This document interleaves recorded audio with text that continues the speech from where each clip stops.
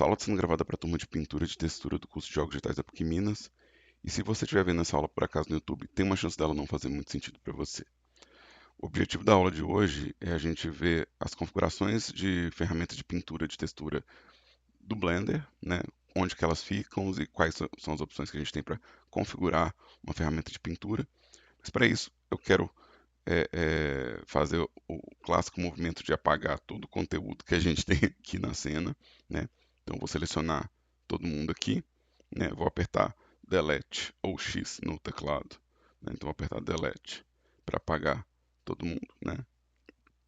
Vou adicionar um plano. Esse plano aqui eu vou usar ele como tela de pintura.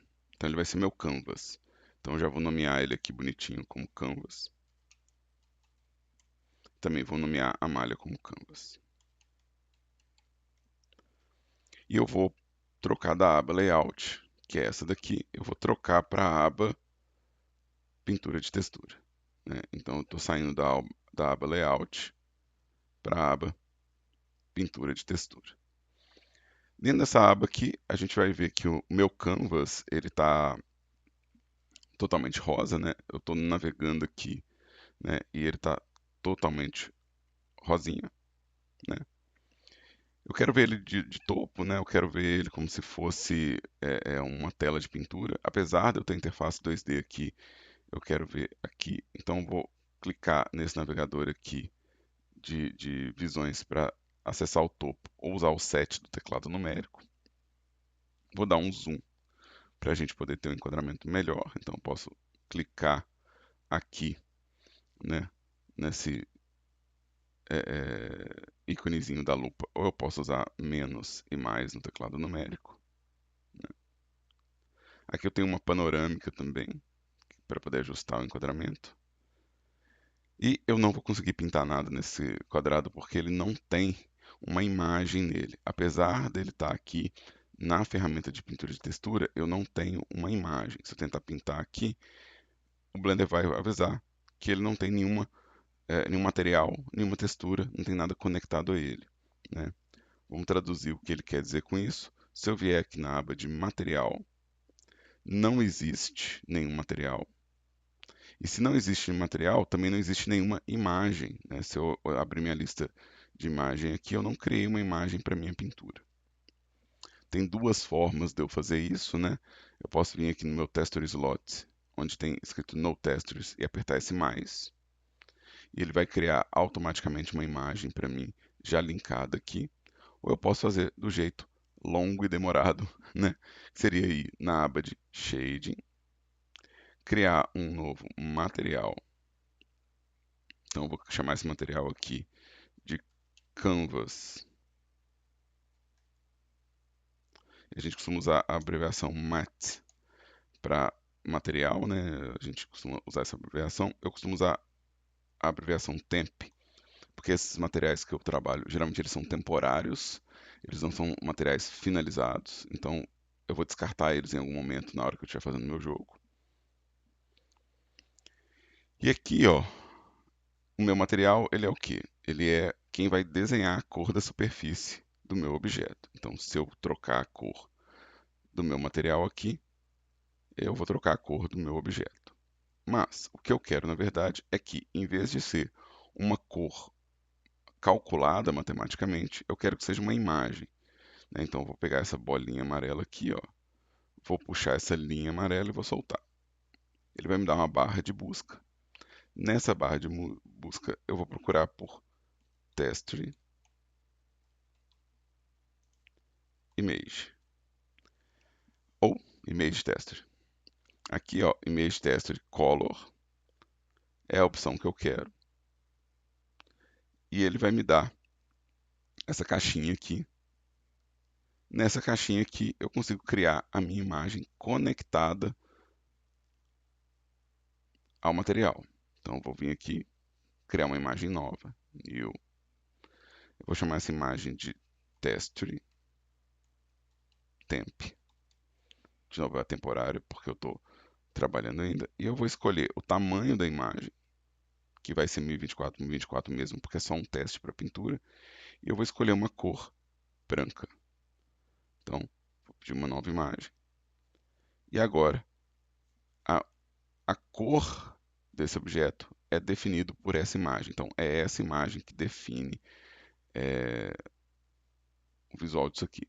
Eu ainda gosto de fazer um último passo adicional, que é ligar aqui, na parte de vetor, o UV que eu estou usando, o mapa de UV que eu estou usando. O mapa de UV são as coordenadas do objeto, traduzidas no espaço 2D.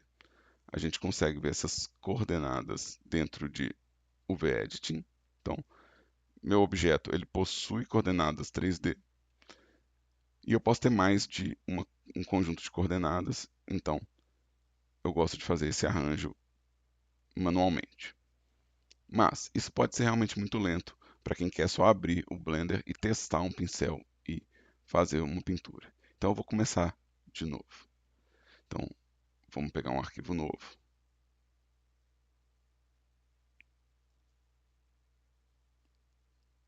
Pera, antes de fazer isso, deixa eu só mostrar que eu já posso pintar a textura, antes de eu fazer um arquivo novo. Só para demonstrar que esse processo todo foi feito para pintar. Então, só para demonstrar que tudo que eu fiz permite que eu pinte textura, que ele não reclama mais. Mas eu quero mostrar o que é a criação automática. Então vamos lá, novo, geral, não vou salvar. Vou apagar todo mundo aqui e vou adicionar um plano. É o mesmo processo que eu fiz de novo. Vou vir em Texture Paint, vou posicionar aqui clicando com o botão do meio, usando o scroll do mouse, né, num pad set, para poder colocar na visão de topo. E aqui eu vou pedir para ele criar, no meu modo material, uma textura nova, Base Color. E aqui eu vou escolher uma imagem totalmente branca, que eu vou chamar de Texture Temp. E vou adicionar aqui e eu posso, né, já posso pintar na minha superfície. Bem mais rápido criar por aqui, mas o que esse botão fez aqui? Ele fez exatamente o mesmo processo que eu. Então, quando eu pressiono esse botão aqui, ele faz aquele processo manual que eu acabei de fazer. Então, ele faz a criação do material com o shader e a textura, né? Então, ele faz exatamente o processo que eu configurei agora há pouco, tá? Então, agora que eu tenho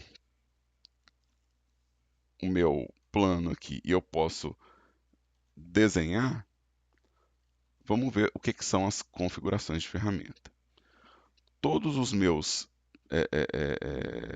kits de ferramenta aqui, todos os meus motores de ferramenta aqui, ó, o Draw, o Soften, o Smear, o Clone, o Fill e o Mask, eles têm configurações semelhantes.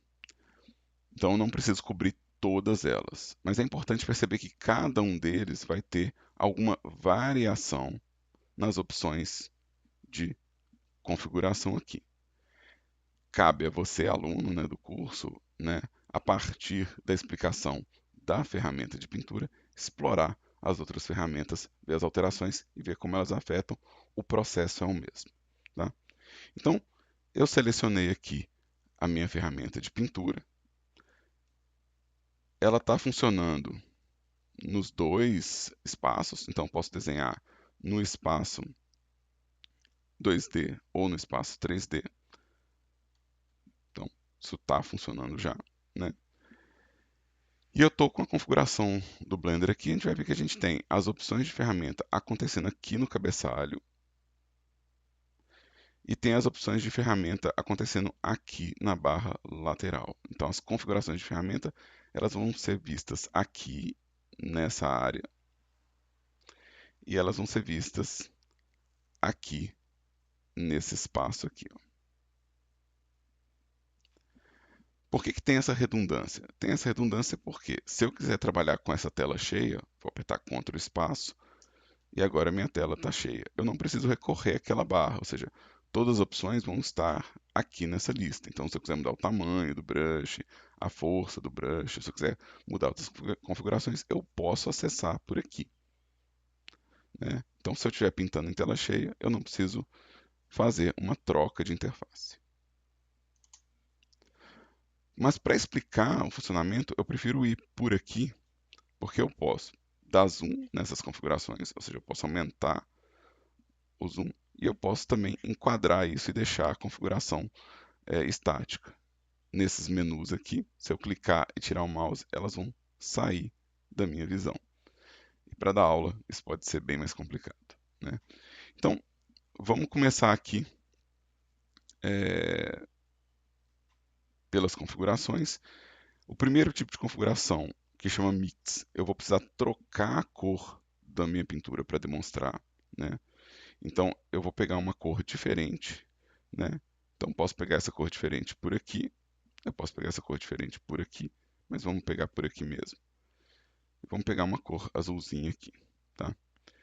E aqui, ó, essa primeira opção, ela fala como que a cor mistura quando eu faço duas pinceladas.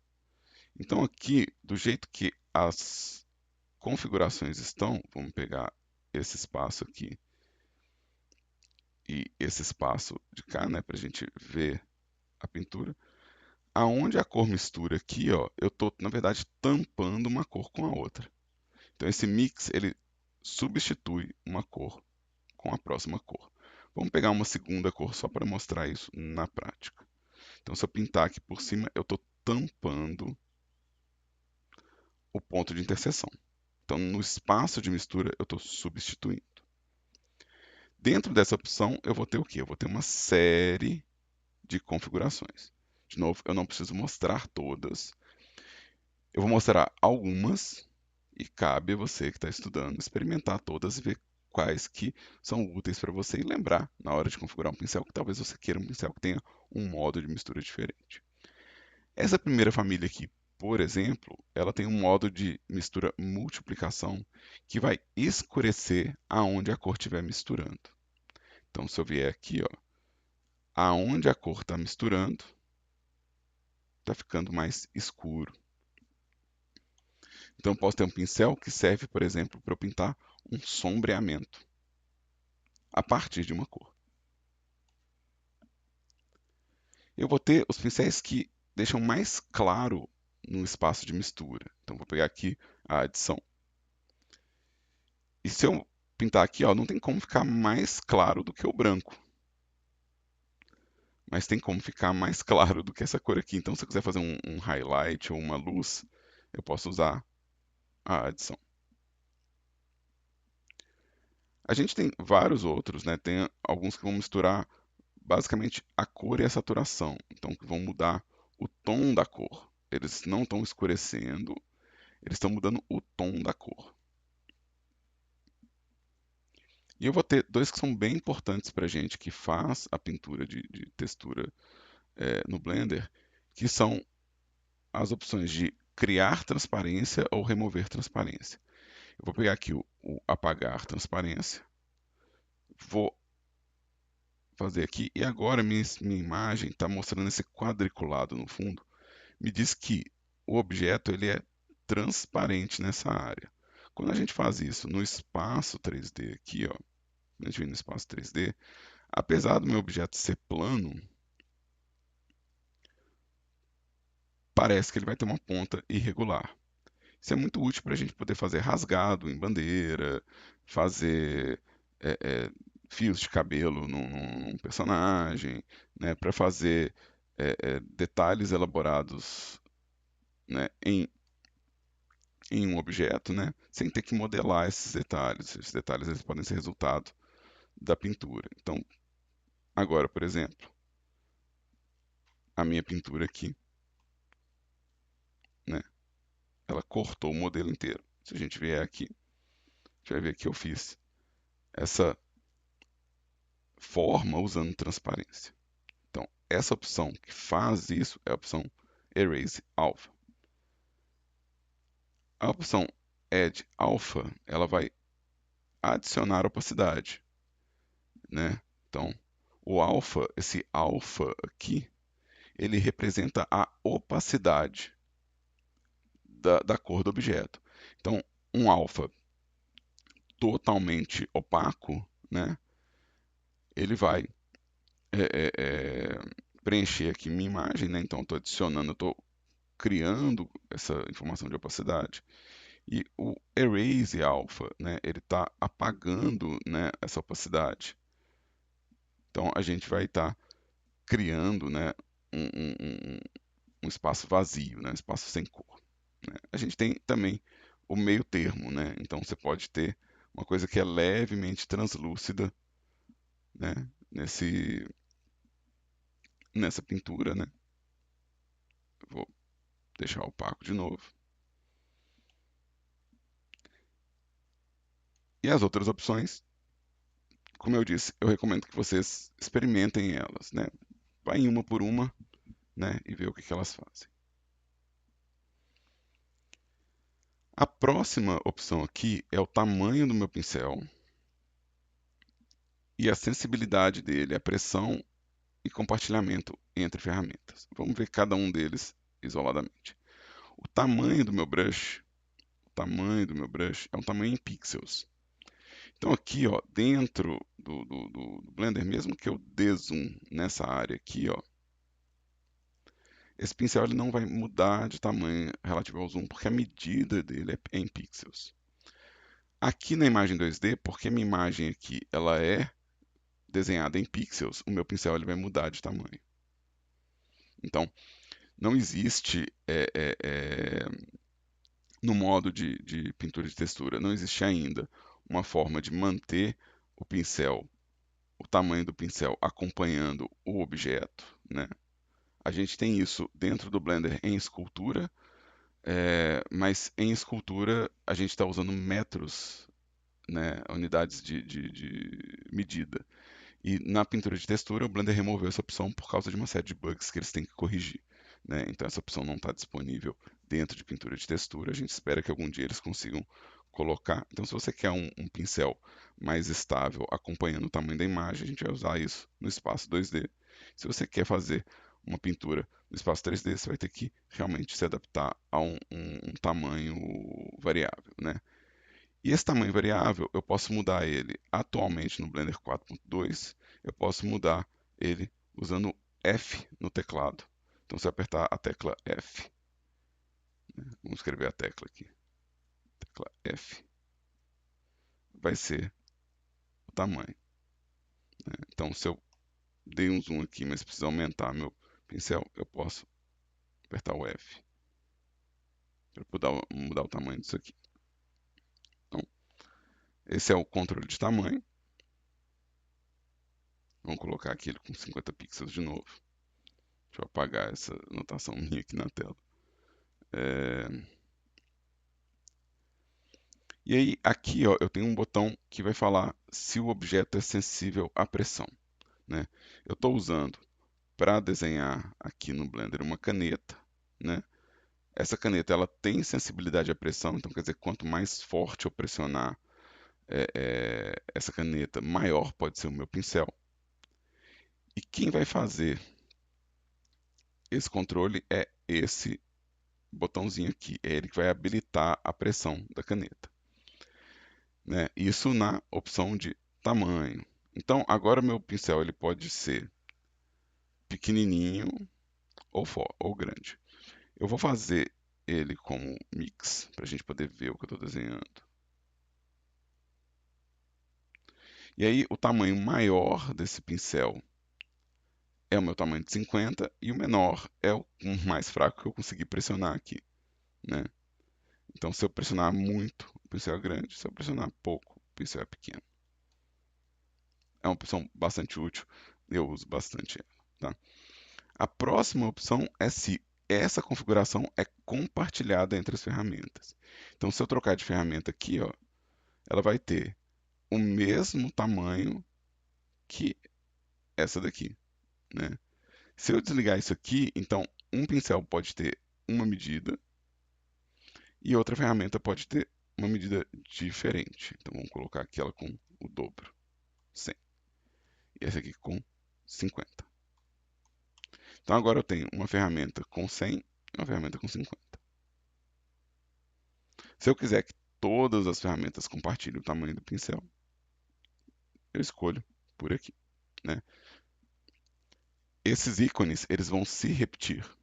Então, onde você encontrar esse ícone, né, significa que você está compartilhando a informação entre ferramentas, e onde você encontrar esse ícone, significa que é sensível à pressão. Então, vamos ver a próxima configuração. A próxima configuração é a força. A força é a opacidade da minha pintura. Então, se a gente observar aqui, ó, o meu pincel tem essa cor laranja. Se eu vier aqui na minha pintura, ele não está fazendo essa cor laranja, né? Ele está fazendo uma cor diferente. Se eu apertar muito meu pincel, ele está fazendo uma cor diferente também. Vamos lá, por que que eu estou vendo uma cor diferente aqui e aqui, né? Agora que eu vou começar a falar de cor, vamos configurar isso, tá? Aqui eu estou vendo meu objeto no espaço 3D, então ele reage à luz. Se eu quiser pintar o meu objeto sem ver essa reação à luz, eu vou ter que configurar o espaço visual do Blender. Essa configuração vai estar no cabeçalho, né? Eu vou puxar meu cabeçalho aqui para vocês verem. Eu tenho aqui as configurações do Viewport Shading, né? Essa bolinha branca aqui. E dentro dessa bolinha branca vão ter uma série de opções. Essa setinha aqui vai me levar para essas opções. Eu vou clicar aqui em Shading. Aqui eu tenho as opções de iluminação, Studio, Matchcap e Flat. Studio são as luzes tridimensionais do viewport. Matchcap é um acabamento pré-definido para gerar um efeito de iluminação específico, né? Muito útil para quem for fazer escultura e ver, às vezes, um sombreamento diferente nos relevos. E eu tenho vamos voltar para o estúdio, e eu tenho o terceiro aqui, que é o Flat. O Flat é exatamente a cor que eu estou pintando. Então é muito comum, quando a gente está pintando textura, a gente alternar entre estúdio e flat, né? É possível alterar para o Matchcap também, é possível, mas na minha experiência eu usei menos essa opção. Mas ainda assim é possível usar o Matchcap para ver situações de luz e cor diferente com a sua pintura, tá? Mas como eu quero ver exatamente a cor que eu estou pintando, eu vou usar o Flat. E aí agora sim, agora eu consigo ver a cor que eu estou pintando e agora eu consigo configurar a minha força, tá? Porque minha força está sensível à pressão e meu tamanho também, eu quero desabilitar esses dois para a gente ver o que, que realmente esse valor representa. Então, eu vou trocar a cor aqui para branco por enquanto. E aí, a minha força vai ser o equivalente à opacidade dessa cor, né? Então, se eu colocar aqui 0,5, eu vou estar usando metade da opacidade dessa cor. Então, não importa o quanto que eu faça força na minha caneta, ou se o valor estiver ali no máximo, né, da minha pressão, né, eu vou ter essa cor translúcida, porque eu defini que o máximo de força dela é metade, o máximo de opacidade. Se eu fizer uma pincelada por cima, a gente vai ver a combinação do mix de metade do meu laranja com metade do meu laranja. E aí a gente pode tentar forçar aqui mais, né, para ver que, na verdade, essa linha de transparência ela não é linear, então ainda consigo fazer uma variação de opacidade aqui. Se eu colocar 0, não vai sair cor nenhuma. Então, vamos voltar para 1. E aqui, vamos ligar a sensibilidade à pressão. Então, agora, se eu vier devagarzinho, essa cor vai ficando transparente. Quanto mais devagar, mais transparente. E quanto mais forte, mais opaco. Eu tenho como também fazer com que todas as minhas ferramentas usem a mesma configuração de força ou não. O próximo na minha lista aqui é o Color Picker, né, que é o seletor de cores, né? Então, eu vou colocar branco aqui, eu posso trocar aqui qual que é a cor que está em primeiro plano e qual que é a cor que está em segundo plano, né? Então, a minha cor aqui em primeiro plano é branco, eu vou pintar aqui de branco o meu objeto aqui. Se eu clicar aqui nessa setinha aqui, eu vou trocar quem está na frente. Então agora o laranja está na frente. Então eu posso ter duas cores ao mesmo tempo, né? E eu posso compartilhar as cores com outras ferramentas, né? Então a mesma cor pode estar atuando em outras ferramentas. Então vamos entender aqui o nosso seletor de cor, né? O nosso seletor de cor, ele é um disco que me dá qual que é o tom de cor que eu estou escolhendo. O tom de cor a gente chama de hue, tá? Então qual que é o tom de cor que eu estou escolhendo? Qual que é a saturação dessa cor?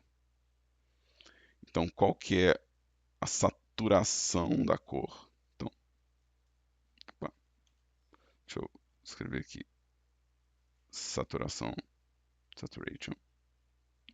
E qual que é o valor dessa cor?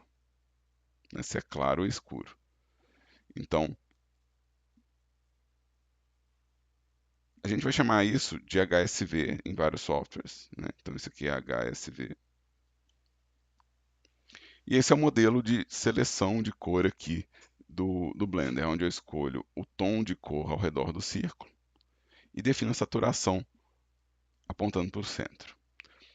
Vamos entender aqui, o tom de cor é a cor pura mesmo, é a frequência de onda da cor. Então é verde, amarelo, vermelho, né?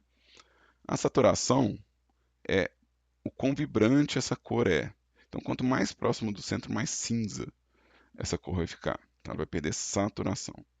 E o valor é o quão claro essa cor ela é, né? Então eu posso ter um vermelho bem escuro e bem saturado. Eu posso ter um vermelho pouco saturado, né, e muito claro, né? Eu posso ter também uma cor sem saturação nenhuma, com valor nenhum. Posso ter a cor sem saturação nenhuma, com valor máximo, que é o branco, tá? Então, essa aqui é a nossa escolha de cores, né? Vou deixar aqui meu laranjinha, que é a cor que eu estou usando por enquanto.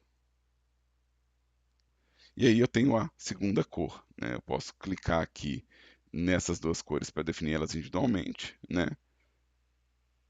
Ou eu posso trocar e definir a cor. Eu sempre defino com esse disco a cor principal, né? Se eu quiser definir elas individualmente, eu posso clicar aqui e clicar aqui. O que vai acontecer quando eu clicar nessa caixa? Ele vai puxar para mim um seletor HSV com esses valores: o valor de tom, o valor de saturação e o valor de valor. Mas ele vai me dar a opção também de eu escolher uma cor, escolhendo os valores de RGB e escolhendo um código hexadecimal. Então eu posso vir aqui entrar com um valor hexadecimal e ter uma cor pré-definida, né, é, por código. Útil para quem está usando a mesma cor em vários projetos ou usando cor em vários lugares. Eu tenho aqui, vou ter um conta-gotas. O conta-gotas vai permitir que eu pegue uma cor da minha tela, né? Então, peguei aqui o azulzinho, né? Então, vou vir aqui, selecionar o conta-gotas e pegar aqui. O conta-gotas, atualmente no Blender 4.2, tem um atalho Shift X, né? Então, quando eu aperto Shift, então vamos escrever aqui, né? Shift mais X. Aonde aonde meu cursor estiver, eu vou pegar essa cor. E se eu segurar o Shift X, eu posso ir passeando, escolhendo a cor. Eu não preciso clicar, ele já selecionou. Ó. Eu não preciso clicar, o comando escolhe a cor. Deixa eu apagar isso aqui por enquanto. Eu tenho a opção do gradiente. A opção do gradiente, ele vai ter o quê? Ele vai ter uma cor sendo misturada com outra, né? Então eu tenho aqui uma cor que vai ser misturada com outra cor. Então ele vai fazer uma gradação de tons. Como que isso vai funcionar no meu pincel aqui? Vamos escolher. Vamos escolher duas cores bem vibrantes aqui. Vamos escolher o meu laranjão e vamos escolher meu azulão aqui, ó. Se eu pintar aqui, ó, a gente vai ver que eu consigo mudar do laranja. Aliás, eu quero tirar minha sensibilidade à força aqui para a gente ver que está trocando aqui para o laranja. E se eu pressionar muito, eu estou trocando para o azul. Como que funciona isso? A pressão maior está aqui, a pressão menor está aqui. Então, quanto mais forte eu pressionar meu pincel, mais próximo desse valor eu estou aqui. Quanto mais fraco, mais próximo desse valor aqui.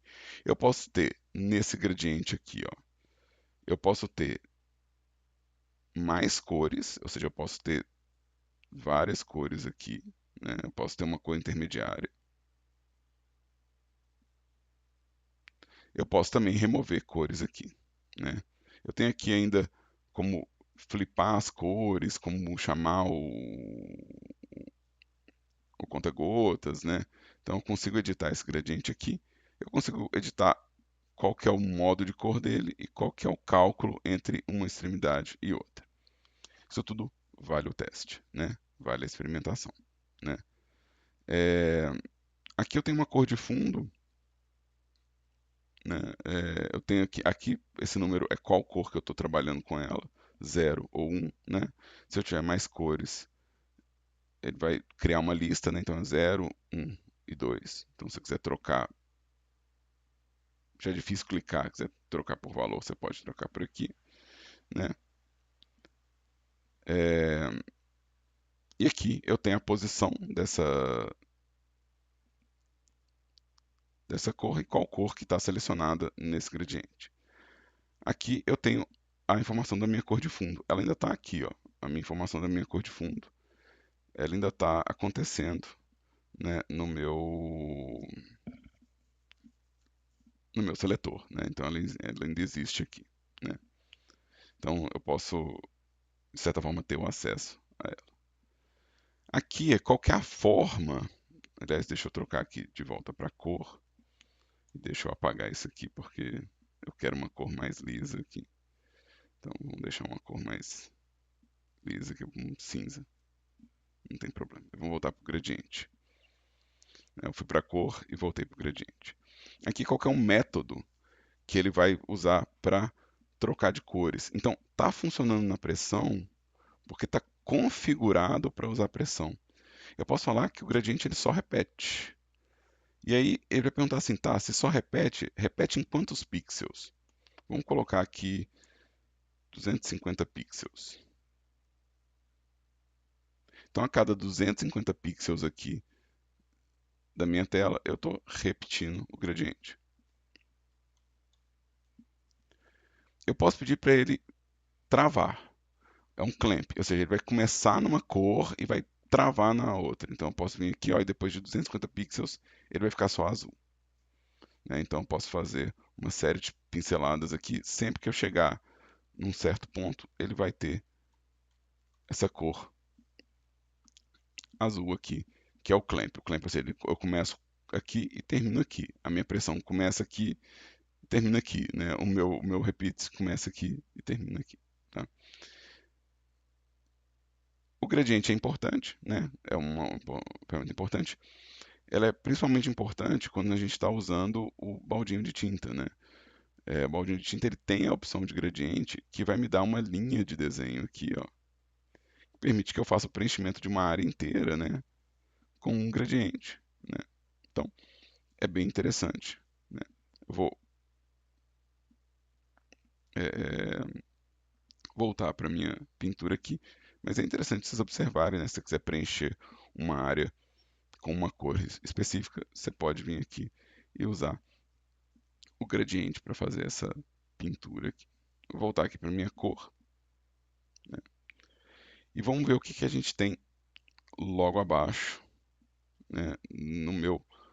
Logo abaixo do meu Color Picker, né? Então, do meu Brush Settings aqui, eu tenho Color Picker, eu tenho Color Palette, ou paleta. O Blender ele me dá uma paleta pronta aqui, né? Se eu clicar aqui, eu posso escolher as cores por paleta. Então, posso vir aqui e escolher uma cor pré-definida por paleta. Mas, vamos fechar aqui, eu posso criar a minha própria a minha própria paleta, né? Então, eu vou criar uma paleta nova aqui, vou chamar de Udan Palette. E como que vai funcionar? Toda cor que eu tiver selecionado aqui, ó, eu posso adicionar ela à minha paleta. Então, eu vou selecionar aqui uma outra cor aqui e vou adicionar ela à minha paleta. Então, eu posso fazer isso, né? Vamos pintar aqui essas duas cores aqui. Então, eu posso escolher a cor e vai me mostrar qual cor que está selecionada aqui. E eu posso também adicionar cores que estão na imagem, né? Então, se eu não quiser adicionar por aqui, eu posso adicionar também usando o Shift X e clicando. Quando eu uso o Shift X e clico, ele joga a cor selecionada para a minha paleta. Se eu repetir ou se eu não quiser alguma, eu posso remover. E aqui eu tenho uma paleta personalizada. Eu posso mudar a ordem das cores na minha paleta, ou eu posso sortear elas por alguma das variáveis de tom, saturação, valor. Tem uma outra forma de cálculo de luminosidade, de cor, né? Então vamos ver quem que é, o que que é a ordem por saturação, o que que é a ordem por valor, né? Então aqui é a mais clara, mais escura, né? E aqui por saturação. Eu quero acreditar que essa é a mais saturada, né? E aqui por tom de cor vai depender do, né? Obviamente eu tenho mais cores para ser eficaz. O que que é essa organização, né? E você pode organizar isso manualmente, porque isso fica definido na sua paleta. A paleta é muito útil para quem está fazendo um projeto grande, tem que lidar com vários personagens de uma mesma classe, né? E quer começar sempre com as mesmas cores, sem ter que, obviamente, lembrar delas, né? Você pode preservar isso aqui, isso vai ficar salvo na sua listinha aqui de paletas do seu projeto. Então, deixa eu voltar aqui para o meu. Se eu consigo voltar para a minha pintura do. Vou voltar para essa pintura aqui, é maravilhosa. Vou ver até onde eu consigo voltar. Eu quero voltar para as minhas cores padrão aqui, né? Então eu vou pegar o branco, né? Aqui, pegar o pretinho aqui, né? E eu vou trocar de cor. Eu estou trocando de cor aqui automaticamente usando a tecla X, tá? Então o X ele faz o mesmo comando que essa troca aqui, tá? Então, o X vai trocar as cores para mim mais rápido do que eu vim aqui clicar. X. E vamos ver aqui no Advanced o que, que eu tenho de opção. O afetar o alfa significa que eu posso pintar nas áreas transparentes da imagem, né? Então eu posso vir aqui e pintar numa área transparente, né? E se eu desligar o afetar alfa, eu não posso. Então eu não consigo mais pintar nas áreas transparentes. Isso é um bom jeito de proteger o recorte que você faz na sua pintura, né? Então tem essa opção, afetar ou não o alfa. E eu tenho a opção de acumular. O acumular, ele vai. Vou pegar aqui uma laranjinha de novo, né? Com um pincel levinho, né? Então aqui, o que acontece quando você passa o brush é que o brush, na verdade, ele é uma sequência de inputs. Então toda vez que eu desloco o meu cursor do mouse, eu coloco um novo input na tela. A sobreposição desses inputs faria, na verdade, uma opacidade muito grande na junção entre eles. Então, se eu estivesse acumulando os inputs, eu teria uma cor mais escura. Como eu não estou acumulando os inputs, eu tenho essa cor translúcida aqui. Ó. Se eu ligar o Accumulate, a gente vai ver o que, que é essa sobreposição de inputs. Seria uma cor muito mais densa. Tá? E matematicamente é isso que está acontecendo de fato com o pincel. Né? Eu estou desligando essa sobreposição para gerar um efeito de cor mais suave ou mais translúcida. Então a gente já viu aqui o Color Pick, o Color Palette e o Advanced. O próximo é a textura. Eu tenho duas formas de entrar com textura dentro do pincel do Blender. Eu tenho a textura cor e a textura máscara. A textura cor, bom, eu não tenho nenhuma textura aqui. Vamos tentar abrir aqui uma nova textura para mim, né? Vamos criar uma nova textura aqui. E aqui eu vou chamar essa textura de texture color. E eu vou configurar essa textura aqui, ó, qual textura que eu quero nesse botão de opções ou nesse botão de textura. Então, se eu clicar aqui, na verdade, o que que ele vai fazer? Ele vai mudar para essa aba. Eu tenho vários tipos de textura. Na próxima aula que eu vou gravar, eu vou mudar a ponta do pincel, eu vou configurar a ponta do pincel de um jeito manual usando textura imagem. Nessa aula, eu quero usar a textura procedural. Então aqui, ó, eu vou ter no Blender uma série de texturas. Eu vou pegar essa textura que chama Magic, que é uma textura colorida, né? E essa textura aqui, ela vai passar a afetar o meu pincel. Então agora quem está fazendo a cor da ponta do meu pincel é essa textura. Eu tenho como mudar as cores dela, eu tenho como mudar a turbulência dela, né? Eu posso fazer, né,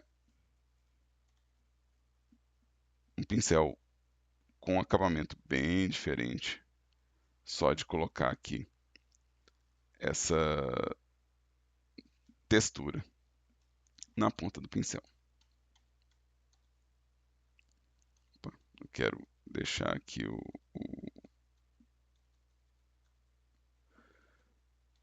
eu quero desfazer aqui minha pintura, né? É, e vamos repetir aqui o processo. Vamos voltar para o Tool Options. Então, quando eu venho em textura aqui e eu não tenho nenhuma textura, eu posso pedir uma textura nova. Vou batizar ela de novo, o Done Texture.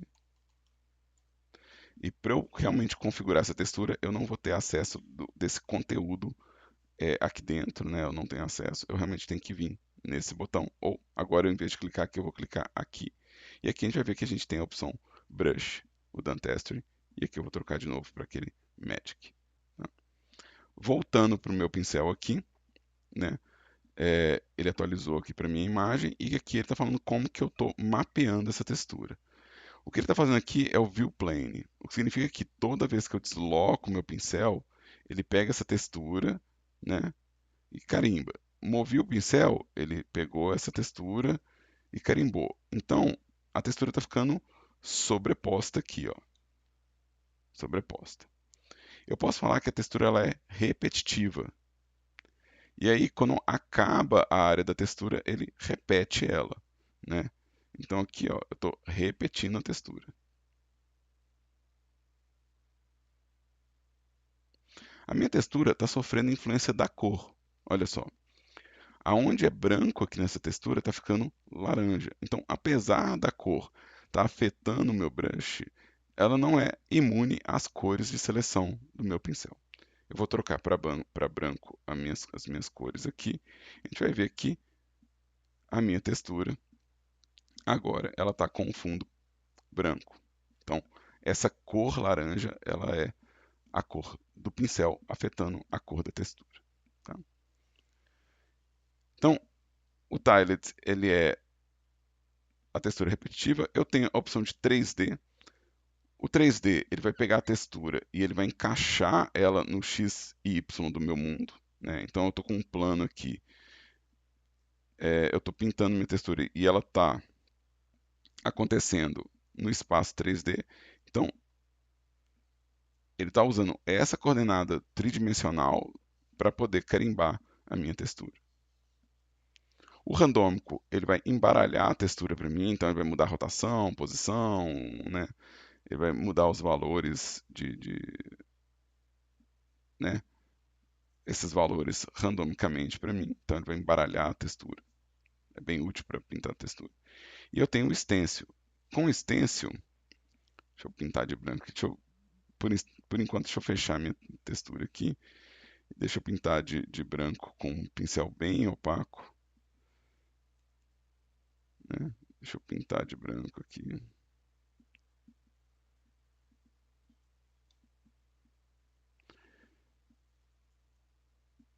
e vamos fazer a textura de novo. Então, minha textura, se eu já criei ela, ela fica na listinha, né? E aqui, ó, eu consigo, com o botão direito, mover essa imagem. Usando Ctrl e o botão direito, eu consigo rotacionar aqui a imagem. E com o Shift, eu consigo mudar o zoom dela. E isso virou um carimbo para mim. Então, se eu esfregar meu pincel aqui, ó, eu vou estar carimbando essa textura aqui, ó. Vamos carimbar ela aqui agora. E isso é muito útil para colocar conteúdo também de pintura dentro de um modelo, né? Eu poder vir aqui e posicionar a textura que eu quero, aonde eu quero, né? No tamanho que eu quero, né? E isso vai me ajudar demais a sobrepor as texturas de um objeto. Se eu pedir para resetar a transformação, ele vai vir para o canto da tela aqui. Além disso, vamos vir aqui no meu viewplane. Deixa eu apagar isso aqui, deixa eu tirar um pouco a textura, só para eu apagar isso aqui. E vamos voltar com a textura. A minha textura ainda vai ter as opções de qual que é o ângulo, né? Então, a minha textura aqui eu posso controlar o ângulo, o tamanho, né, da textura, mexendo nesses valores, né? Se eu mudar aqui, muda o comportamento dela, né? Então, vamos colocar aqui 0, né? Vai virar uma cor chapada, né? Se eu colocar um tamanho de 10, vai virar uma textura muito mais granulosa, né? Se eu colocar o tamanho de 1, né? Ele está fazendo aqui para mim só o X tem tamanho, então ele está usando só a largura da imagem. Se eu colocar um aqui, ele está usando a largura, né? Então ele está usando 1 e 1, né? Da minha imagem. Vou colocar em Z. Bom, Z não vai fazer muita diferença aqui porque minha imagem é 2D, mas em pincéis tridimensionais, né, que acontece em escultura, esse Z vai afetar é, é, o pincel como se ele fosse uma esfera, né? Não é o caso das pinturas 2D. Aqui, ó, além disso, né, eu tenho o Rake. O Rake ele vai girar a textura de acordo com o ângulo que eu estiver traçando, né? Então ele faz a textura girar acompanhando o meu pincel. Então eu quero fazer aqui, de novo, eu estou toda hora fechando isso aqui para poder pintar de branco. Eu quero fazer a comparação entre os dois. Fazer a comparação entre os dois. Então, deixa eu fazer aqui uma pincelada com a textura sem o Rake e uma pincelada com o Rake. Então dá para ver que muda o comportamento do brush. Tá? Então, isso aqui é a textura afetando, né, o meu pincel. Eu vou fechar ela aqui e eu vou ter uma opção em Brush Settings, debaixo de textura, eu vou ter a opção textura Mask. Eu posso usar a mesma textura, mas agora, vou pôr a cor laranja. Agora, a minha textura, ela não está afetando as cores do pincel. Só está usando o quê? Aonde é branco, ele está pintando, né? Então, aonde é branco, vamos dar um zoom aqui no meu objeto. Aonde é branco, ele está pintando. Aonde é azul, que é uma cor mais escura, ele está deixando, né, essa área aqui, ó, que é mais escura, ele está deixando vazado, né? Ou seja, ele não está colocando cor aqui, né? Então, agora eu posso escolher a cor que afeta a minha textura sem ter a herança das cores originais. Mas as configurações são as mesmas, com a diferença que o tanto que a textura entra no meu pincel pode ser controlado por pressão. Então eu posso fazer um pincel que não tem textura na força, mas que tem textura quando eu faço fraquinho. E eu tenho duas formas de fazer essa entrada de textura, que é o ramp, que é uma variação suave se tem textura ou não, e o cutoff, que vai fazer a textura ser mais rígida, né? Ou seja, o alfa dessa textura, a transparência dessa textura é um pouco mais rígida, então eu tenho esse controle de pressão em como a máscara afeta o meu pincel. Eu vou fechar isso aqui. Vou vir em Stroke.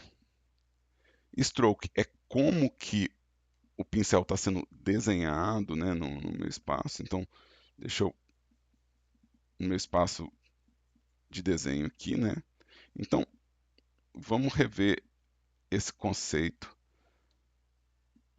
que eu estou explicando aqui em algumas horas, né? O pincel é uma bolinha. O pincel é uma bolinha. Quando eu desloco a minha caneta, o meu mouse, quando eu movo ela, ele vai lá e ele coloca outra bolinha. Para cada movimento que eu faço, ele vai colocando outra bolinha. O nome disso, né, o nome desse processo é spacing, né? Ou no caso do Blender, space. Significa que a cada 10% do tamanho do meu pincel, eu estou colocando outro desenho dele. Então, meu pincel é uma bolinha, 10% dessa bolinha é isso aqui. Então, eu vou desenhar outra bolinha quando você deslocar 10% do tamanho dele. Desloquei 10% do tamanho dele, vou colocar outra bolinha. Se eu mudar essa relação, então, vamos supor que eu coloquei 100%. Quer dizer que ele vai esperar eu mover meu pincel inteiro para colocar outra bolinha. Vamos ver na prática? 100%. E aí eu vou pegar um pincel, o azulzinho. Então ele está esperando. O meu pincel é um pincel, ele está ficando transparente nas beiradas, né? Então não dá para ver que ele está usando a bolinha inteira. Então deixa eu fazer uma coisa aqui rapidinho, só para a gente poder ver melhor. Daqui a pouco eu falo sobre essa configuração. Então, cada 100% do tamanho do meu brush, ele coloca uma repetição. Se eu colocar 50%, então ele vai usar metade desse tamanho. E se eu colocar 10%, já vai parecer que é mais contínuo, né? Então, aqui eu consigo controlar o espaçamento disso. Eu tenho, na verdade, todos esses métodos de desenho de linha, né? O que a gente está usando aqui é o Space, mas eu tenho outros métodos. Deixa eu apagar aqui. E vamos ver um por um. O DOTS, né? O método DOTS, ele vai considerar a velocidade do meu gesto. Então, deixa eu fazer um brush um pouco menor aqui. Então, quanto mais rápido eu fizer, mais espaçado está ficando essas bolinhas. Então, no caso do DOTS, o que define a disposição desses pontos de tinta é a velocidade que você vai ter. Então, quanto mais rápido, mais espaçado. O Drag and Dot, vamos pegar aqui meu Dots, deixa eu pegar o Space de novo. Pegar o Space só para eu apagar essas.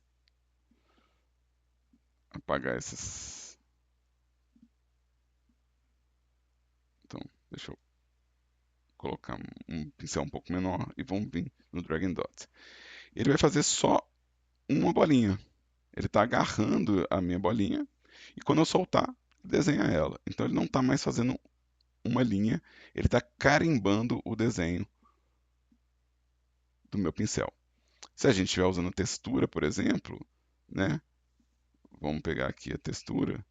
Quer dizer que eu posso carimbar essa textura aqui em algum lugar. Eu posso chegar em algum lugar e posicionar ela. Não, eu quero essa textura aqui. Quero essa textura aqui. Então, o drag and dot, né? O drag and dot ele vai agarrar, né, essa forma, né? E vai me ajudar a posicionar ela. O airbrush ele tem uma característica interessante. O airbrush ele também usa velocidade. Mas o airbrush ele continua mandando input mesmo se você não estiver deslocando. Então o airbrush ele não depende do deslocamento para colocar input. Então você não precisa mover o brush para ele colocar o próximo espaço. Se você só segurar, ele vai colocar vários inputs e ele vai continuar colocando input até você tirar a caneta ou soltar o clique do mouse. Então, se eu for muito rápido, vai ficando muito espaçado e muito transparente, né? E se eu for devagarzinho, ele vai ficando opaco. É o comportamento semelhante de uma tinta spray. A gente vai ter o ancorado. O ancorado ele vai ser semelhante ao o drag and dot. Ele é uma bolinha só, mas em vez de você definir a posição, você define o tamanho e a rotação. Então, deixa eu colocar aqui a força de 1. Né? Então, se eu clicar e arrastar aqui, ó, eu estou definindo o tamanho e a rotação dessa bolinha. E quando eu solto, eu desenho ela.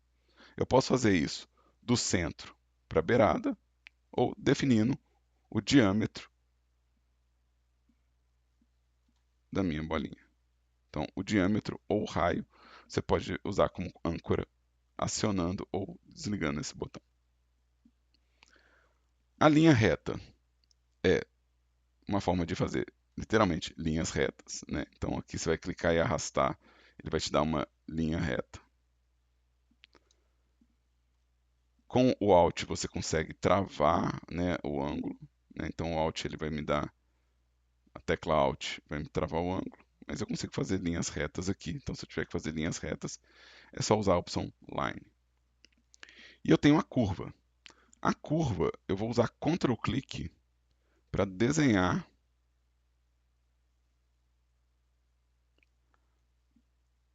um vetor. Ele vai criar esse vetor aqui para mim, né? Ele vai criar um desenho desse vetor. E se eu apertar Enter, ele vai desenhar de acordo com esse vetor. Né? Você precisa fazer uma coisa muito precisa com curva, então talvez você precise dessa função. Eu estou usando Ctrl clique aqui para poder desenhar essa, essa curva aqui. Então, eu vou fechar aqui essa curva, eu não preciso mais dela, e eu vou voltar para o Space. O Space, sem a textura, ele é o que vem por padrão, né? Ele é o que parece mais o pincel tradicional. Então eu tenho controle do spacing, eu tenho controle também de como ele capta a velocidade, né? O dash do meu traço. Ele tem como esparramar também o meu traço. Então, aqui, ó, se eu fizer uma linha, ele está acompanhando meu desenho, né? Então eu estou fazendo uma linha reta aqui e ele está desenhando essas bolinhas nessa linha reta. Mas eu posso pedir para ele, quando eu fizer uma linha reta, para ele esparramar as bolinhas para mim. Isso chama de jitter.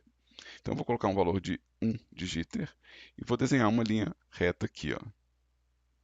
Agora ele esparramou o traço para mim. Tá? A unidade do jitter pode ser o tamanho do brush ou pode ser o meu zoom. Né?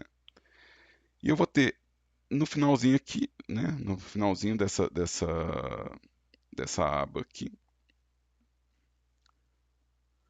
o, a estabilização de traço. Né? A estabilização de traço é uma opção que vai atrasar o meu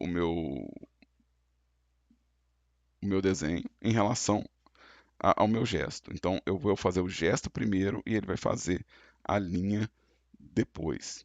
Deixa eu apagar aqui para ver se dá para ficar um pouco mais visível isso, né? Então, acho que eu vou desligar inclusive ele por enquanto para eu poder apagar mais rápido isso aqui. Talvez eu precise de uma cor diferente para a gente poder ver melhor a interface. Então vamos ver aqui, estabilizar. Então,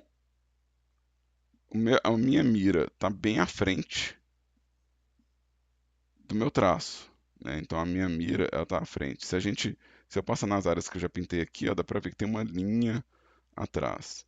Essa linha é a distância que ele está gerando de atraso.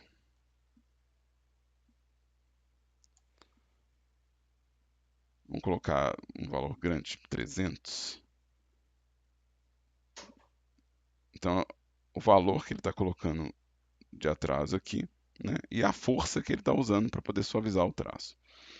Isso é bom se sua caneta estiver muito trêmula ou se desenhando com o mouse você está achando que o seu traço está ficando muito tremido. Aí você pode forçar a estabilização de traço com essa ferramenta aqui, né? Muito útil para quem tem problema para fazer um gesto mais uniforme, né? No caso, como eu estou usando uma tablet, né, uma qualidade relativamente boa, né, não sinto a necessidade de estabilizar meu traço, né, eu consigo fazer uns gestos bem redondinhos, né, então eu não estou tendo esse problema, essa necessidade de estabilizar o traço, né, mas é uma opção, né, e também é bom saber, às vezes o que acontece, a pessoa ela, deixa eu colocar aqui um azulzinho, né, o que acontece, às vezes a pessoa liga isso sem perceber que ligou e ela começa a sentir a estranheza de ter essa linha, né? E aí essa linha ela não sabe o que que é. Não, se aparecer o seu brush começou a comportar desse jeito, é porque essa estabilização está ligada. É só desligar ela, que seu pincel volta a comportar normal. Deixa eu desfazer essa pintura e vamos chegar no fall off. O fall off é como que a opacidade do pincel muda do centro para a beirada do pincel. Então eu vou apertar aqui F para fazer um pincel maior. Então vou apertar F aqui para fazer um pincel maior. E vou apertar Shift F para mostrar a relação de força do meu pincel, né? O que acontece? Essa curva aqui, ó, me diz que no centro do meu pincel, acho que dá para fazer mais para baixo. Vamos fazer assim, Shift F. No centro do meu pincel, a cor que eu vou escolher está muito opaca. Mas à medida que eu for chegando na beirada do meu pincel, ele vai ficando transparente. Então o meu pincel ele perde quase toda a transparência aqui. Quando chega aqui ele está totalmente transparente. Quem está definindo isso é essa curva aqui que a gente chama de fall off. Se eu mudar a relação de curva, vai mudar. Deixa eu colocar uma outra curva aqui. Vai mudar aonde que o pincel fica transparente. Então, cada um desses vai mudar. E eu posso fazer o quê? Eu posso fazer uma curva personalizada. Ou seja, eu posso fazer uma curva, por exemplo, que ela fica transparente, fica opaca e fica transparente de novo. Então eu tenho um controle para gerar uma variação de opacidade nesse pincel, né? Então, aqui, esse constante seria o pincel totalmente opaco, esse smooth aqui seria o pincel com as beiradas borradas. Então a gente consegue ver muito bem no traço, né, a diferença que essa curva faz, né, em relação ao meu pincel. Bom, essas são as opções de configuração de pincel. Então, isso é o que está dentro de Brush Settings. Por que que isso é importante para a gente? Bom, no próximo vídeo que eu vou gravar, na próxima é, é, é, aula que eu vou gravar, a gente vai criar pincéis personalizados. É uma das atividades que a gente tem na disciplina de jogos digitais, né? De pintura de textura de jogos digitais, e a gente vai criar uma série de pincéis diferenciados. O que esses pincéis diferenciados são é a variação de configuração dessas opções, né? Então, se eu pegar um pincel e mudar as configurações aqui, eu posso salvar uma versão dele, tá? A princípio, o que eu quero como exercício é que você pegue o Blender, mexa nas configurações e experimente, né? Para ver se você entendeu todos as configurações, se você acha alguma configuração interessante, alguma configuração legal, né? Se isso vai te dar alguma baliza para quando você for configurar um pincel para você, você ter realmente já alguma referência na sua cabeça.